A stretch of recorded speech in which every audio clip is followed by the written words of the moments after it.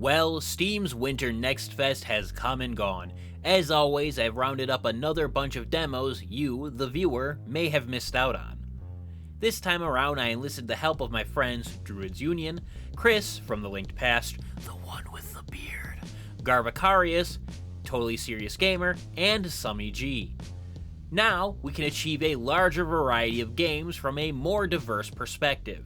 It's actually because I was just too tired to work on this all myself. Either way, I'll have a link to each of their channels below.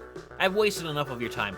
Let's get down to business. Starting off this list, we have Mullet Mad Jack, an 80s-inspired corridor shooter, or boomer shooter as the youth of today would call it. Where Mullet Mad Jack differs from games like Doom and Ultra Kill is its death timer. Players have a maximum of 10 seconds to complete the current stage, which really doesn't sound like a lot. However, players can extend their death timer by eliminating enemies. Think of it like an organ transplant, except the player does the organ harvesting. Now that I think about it, that's kind of a fucked up analogy. But then again, so is 80s anime. Have you ever watched Wicked City?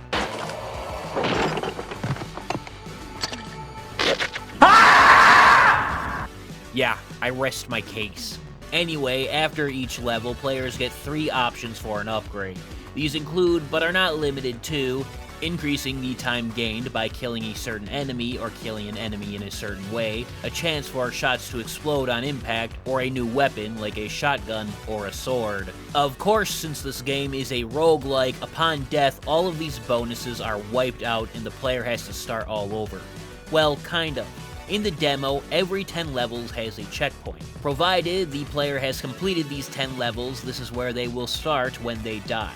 The first 9 levels are a frantic, fast-paced rush to the exit, and the 10th floor is a boss fight where the players are no longer restricted to their 10-second lifespan.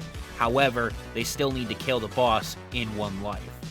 Luckily, the players spent the first 9 levels collecting upgrades to assist them in this fight. And honestly, both the boss fights that were available in the demo were pretty easy. I'll be keeping my eye on this one. I really like the gameplay, and just the aesthetic alone is just fantastic in my opinion. I freaking love 80s and 90s anime, so this one just works.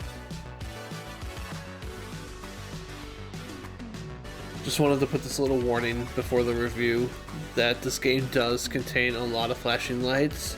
So consider this your warning to skip ahead if you need to. Alright, now that all the bitches are gone, let's get this review started. I'm just joking. Maybe. Welcome to The Unknown, a psychological horror platformer where we dive into the twisted mind of Mike, where we seem to be delving into our fears and what truly torments us. Right, Mother? Just remember, she's always watching. For starters, graphically, this game is really nice. At least for what I can run on my computer. I would definitely like to see what it could look like on a higher setting. For the demo at least, the scares in this were pretty predictable. They only happened after a puzzle or before a puzzle. I'm sure that later on they'll happen during, but as of it stands right now, scares are pretty meh. Now, me, personally, I love puzzles. That's why I chose this, because it had puzzles in it. But this puzzle in this game was ass. It literally took me about 5 or so minutes just to do it, because it was on a crack timer. I'm honestly really worried about the rest of the puzzles, but I guess we'll have to wait and see. I swear there better be some puzzles mixed with horror, or honestly, what's the point? If you like graphically pleasing, psychological, blinding horror games with a shitty puzzle, then this game is for you. Alright, nerd, you can let the bitches know that the flashing lights are done. I'm joking. Alright, my turn. Children of the Sun is a shooter, or maybe it's a puzzle game, or maybe it's kind of both. As someone who's terrible at both puzzles and shooters, I had a surprising amount of fun with this demo. First off, the demo opens up with one of the cult members setting the Guinness World Record for the longest and most powerful pitch stream. Wow. So off to a good start. The game itself is about a girl who seems to have been victim to a cult, and her goal is to kill them all. Simple enough, even just in the demo, the game did a good job of sprinkling small little story-based flashbacks to give us a better idea of it all. The art style is unique and downright pleasant to look at, and the audio for this game was simple but very effective. As for gameplay, the demo consisted of separate levels with cultists to mark and shoot. The puzzle element here is once you shoot your first cultist, the next shot, with the same bullet, is taken from the location of the previous target, and it continues like this, challenging you to shoot them in an order that doesn't lead you into a dead end.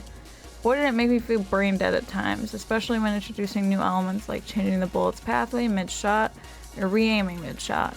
Even so, I had a blast with the demo, and I'm excited to see what else they have in store for the full release. Now, before I get into the best part of the video, by which I mean the part where I review my games, I want to give an honorable mention. Contenders Arena was a fantastic mecha-esque robot arena shooter that I thought easily had the best chance of winning my heart over.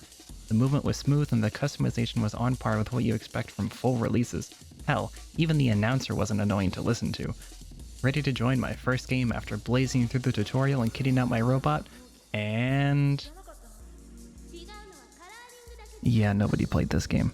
So for my first actual game, Echo Point Nova. Echo Point Nova is best described as an open-world exploration shooter that has a certain nostalgia for the older adventure games that tell you where the objectives are and just let you loose. The first part of the game will have you going through your wreckage on this new planet, reclaiming your lost gear, i.e. all 7 of the weapons you apparently thought necessary to bring on a space expedition. Massive arsenal aside, the main appeal comes from the movement. Armed with a hoverboard and a grappling hook, the floating islands are yours to claim from the mercenary force that shot your ship down prior. The movement feels great, but I actually found myself going too fast a lot of the time. The world itself is large, but most of the individual islands found on it feel too small to take full advantage of just how much freedom you have. I'd love to see a world designed with integrating this style like how Windlands did with the overarching trees. As you make your way to the beacons, little secrets can be found in every nook and cranny that keep you exploring, like extra cosmetics or perks like being able to slow down time temporarily or have your weapons reload while holstered. But don't think you have to take on the mercenaries alone. Supporting both online and land play, you can team up with friends to assert your hoverboard dominance. All in all, if you enjoyed the likes of Cyberhook or Titanfall but don't want the pressure of speedrunning or getting ran over by a giant mech, this game's for you. Alright, it's my turn. Hey everybody, I'm Druid's Union. I come from the roguelike side of gaming, so that's what I'm gonna be showing off from the Steam Next Fest this year. The first demo I'm showing off is Stellar Initiative. It's a roguelike tower defense where everything is disposable and planning ahead is absurdly important. Stellar Initiative has a great, almost 2-bit art style, and I thoroughly enjoyed the game. I do hope the enemies are overtuned just for demo purposes. Anything beyond the basic enemy type felt way too powerful. The game heavily reminds me of Domekeeper from its art style to the tower upgrade path between missions. Some feedback of what I would think would improve the game just in general is, start the player off with 20 energy right off the bat. It feels bad having to place a wall down and watching it eat a bunch of hits while you wait for your first turret to arrive.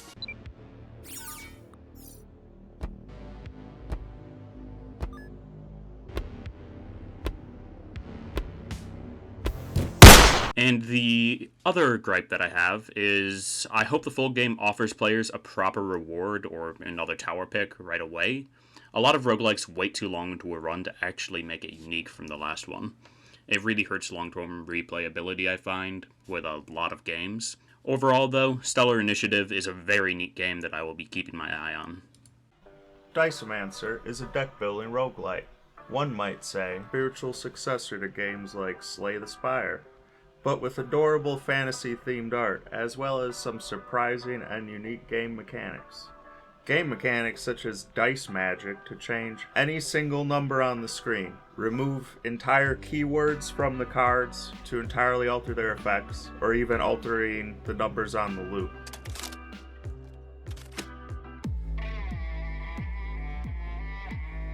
The game proceeds similar to Slay the Spire, having you make your way down to the end of the map, choosing your way, and also your potential rewards in the process.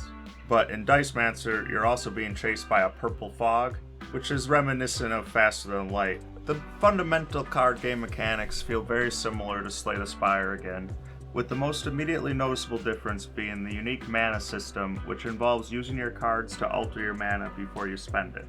Like many other similar games, your health drops to 0 and then you lose, and then in between runs you have the option to purchase permanent upgrades and alter your character's loadout.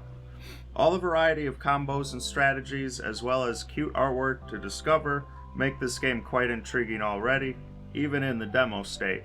It was a ton of fun actually, I was pretty surprised. Seems like a lot's going for it. As for our next game, I went into Magical Delicacy with high expectations, as it looked like a cute, cozy game right up my alley. I too love tasty food, platformers, and witchcraft. First off, Steam suggests you use a controller for this game. I had a cat on my lap at the time of playing the demo, so that was not going to happen. The keyboard controls for this game are awful, definitely a controller game.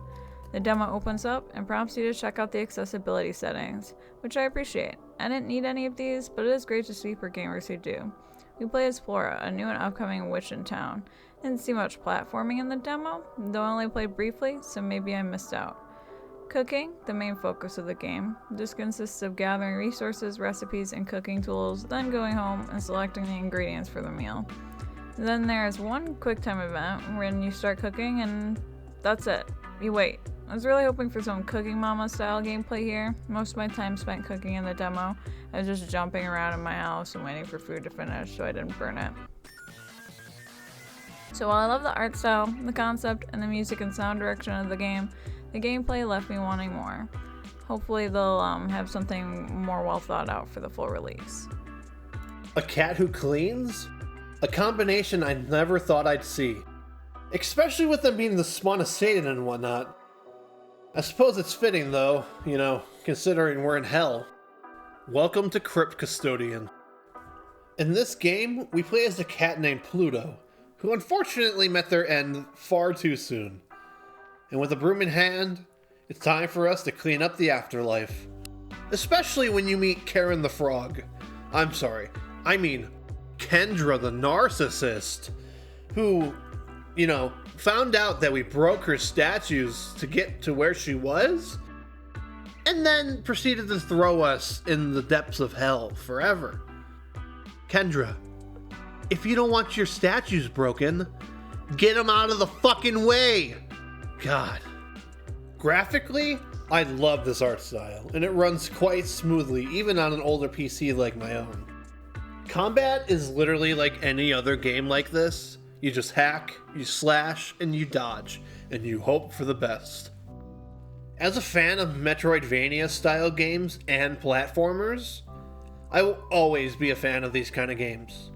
Great job so far, Kyle Thompson. Who, if you didn't know, was the developer of this game. My only real con for this game is literally only ever going to be in the demo version, because it's literally the demo blocks. I mean, look at that shit. It's perfectly fine until you get to the bottom. But then the bottom is completely screwed up and it's just so irritating. You know what? 0 out of 10. This game is never going to be Game of the Year. Just don't even bother with it. But in reality, actually check it out because it's going to be perfect. Perfect. Monomyth has stunning environments and a very cool sounding concept. Wander the dungeon and surrounding landscapes hunting for treasure, and unlock the story as you search for clues on how to solve puzzles and proceed with the game. Level up your character's stats and customize to fight and explore in a variety of ways, with a highly interactable dungeon. Sounds really exciting, but then in its current state, it was feeling a bit unpolished to me. Maybe it's just me. It had parts that looked and felt amazing, and all around the game was going in an exciting direction, but then many parts felt really awkward and strange, and such as the basic melee combat in general, the movement, and all around I felt rather confused playing the game. It is clear that mountains of effort have been going into the game though, and something like this isn't going to be easy to get polished just right, so I hope they fix it up though. As it's a cool idea I'd be curious to check out later, when it feels a little better to play.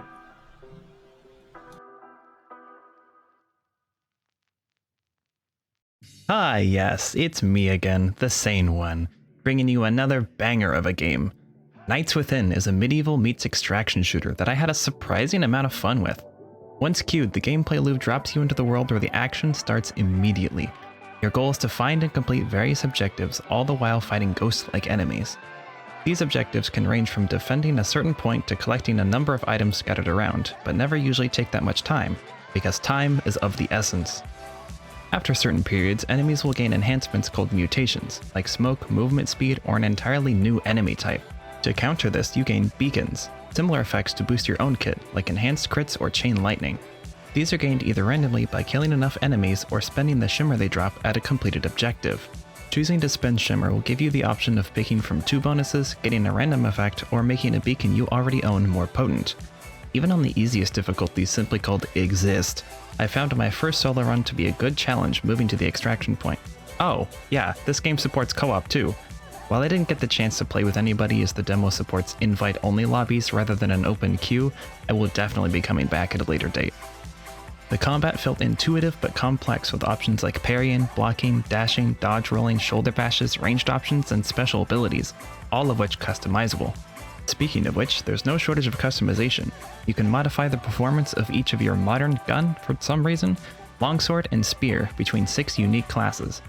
On top of gameplay changes, there are also a number of options to change your model's color palette to add some extra personal flair. One of the only complaints I had about this game was the tutorial. While it does technically tell you everything, I'd love to see a more involved introduction to the game's mechanics rather than just 36 different text boxes. Now for the next demo I tried, Into Evil is a roguelike top-down Souls-like, which is a lot of likes I must admit, but overall it's a great experience. The art style and lighting work super well together with some interesting interactions. The sound design was absolutely fantastic as well, and the music went unreasonably hard in boss areas.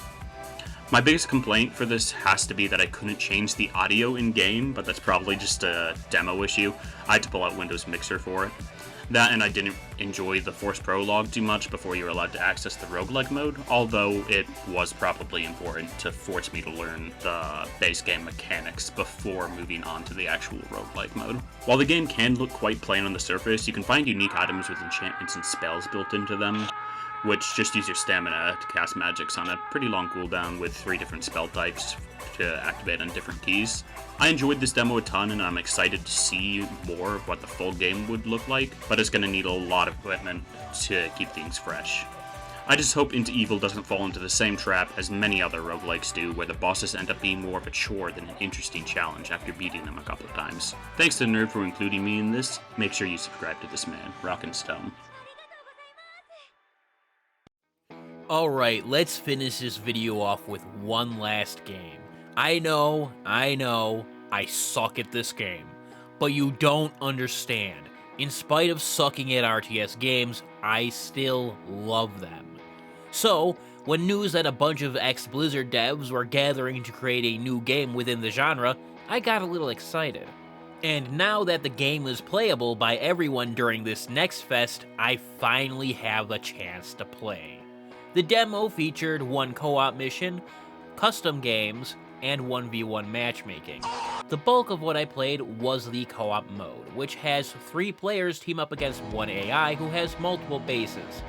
All of these bases are heavily fortified, and to make things even more interesting, periodic supply convoys will travel to the main AI base.